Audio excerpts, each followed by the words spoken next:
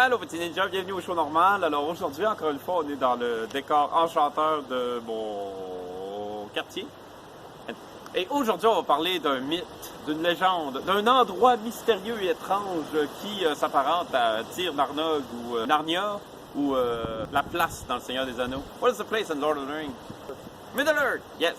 La terre du milieu, comme on dit en français. Fait que oui, en fait, laissez-moi vous dire de bonnes choses.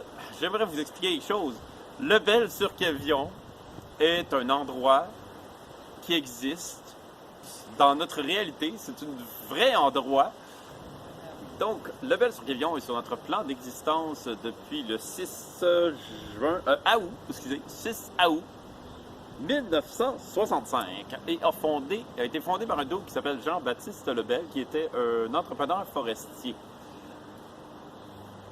Aussi, l'affaire, c'est que yes. Lebel, c'est important. Ben, pourquoi ça s'appelle Lebel sur Quévillon? En fait, c'est parce que le lac Quévillon entoure la ville. Fait que c'est Lebel sur Quévillon. That's how it works. Fait que Lebel sur Quévillon. Quévillon, c'est... le lac s'appelle le lac Quévillon, probablement qu'il s'appelait autrement avant, comme tout avant.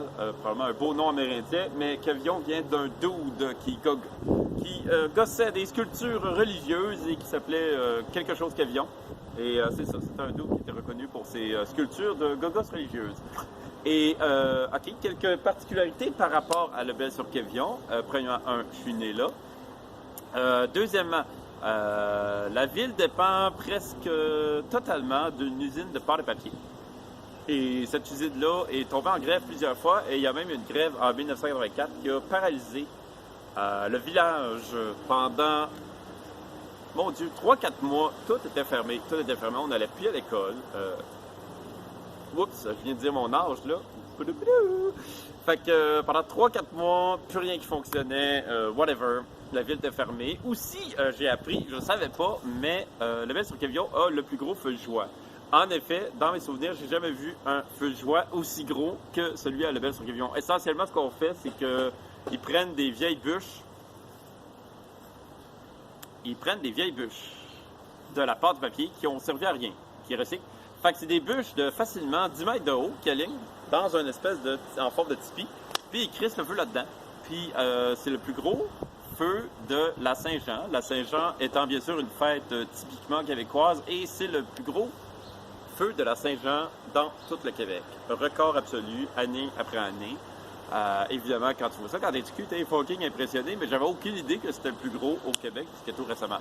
Aussi, attendez une minute. À l'époque, où j'ai grandi, à Lebel-sur-Quévillon, il y avait un bâtiment qui contenait tous les services suivants. Attendez, c'était tout dans le même bâtisse, je vous le jure. Il y avait un gros parking, puis il y avait la bâtisse.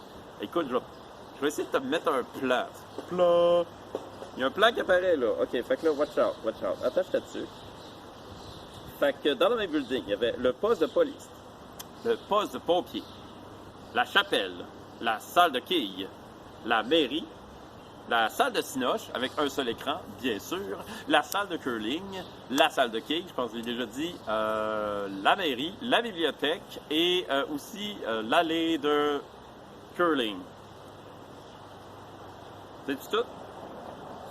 Puis la patinoire. Je pense que j'ai dit Arena. OK, ouais. Fait que tout ça, c'était dans la même bâtisse. Et ce qui était drôle, c'est que le cinéma était au-dessus de la chapelle, ce qui était vraiment drôle. Une autre affaire qui est cute aussi, c'est que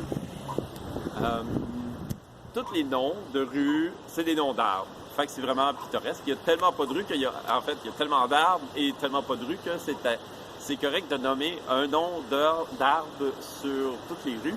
Et c'était vraiment cute. Fait que, tu sais, t'avais un ami qui vivait sur la rue des Sapins, t'avais un ami qui... Moi, je vivais sur la rue des Frênes. Fait que je trouvais ça... Frêne, c'est un arbre un peu plus rare, mais quand même, c'est le fun. Et moi, j'ai vécu le baby boom tellement que au centre-ville, à une certaine époque, il y avait des embouteillages de carrosses dans le mini centre d'achat. Bon, le centre d'achat n'était pas gros, mais tout le monde avait des bébés. Ce qui fait que, juste sur ma rue, j'avais 10 amis d'à peu près mon âge. Sur mon petit tronçon de rue qui contenait 11 maisons. Fait que c'est ça. Une autre affaire qui était drôle aussi, c'est que quand tu appelais quelqu'un d'autre dans la ville, tu avais juste besoin de composer 4 numéros. T'avais juste besoin de faire 4 numéros pour rejoindre quelqu'un d'autre. C'est pour ça que je me souviens encore de mon premier numéro de téléphone, c'est 3626. 3626, c'était le numéro pour appeler chez nous quand j'étais petit cul. Fait que c'est ça, je me souviens pas du numéro de mes amis par contre. Fait que c'est ça, le Bel-sur-Quévillon existe. C'est un vrai village. Écoutez, j'ai pas de preuves empiriques là, mais c'est une place qui est réelle. Fait que, ben c'est ça. Merci de nous soutenir. On s'abonne et on subscribe. Alright, bye! A myth, a place, like, you know, like Tirnarnog or Middle East or what is it? Middle East.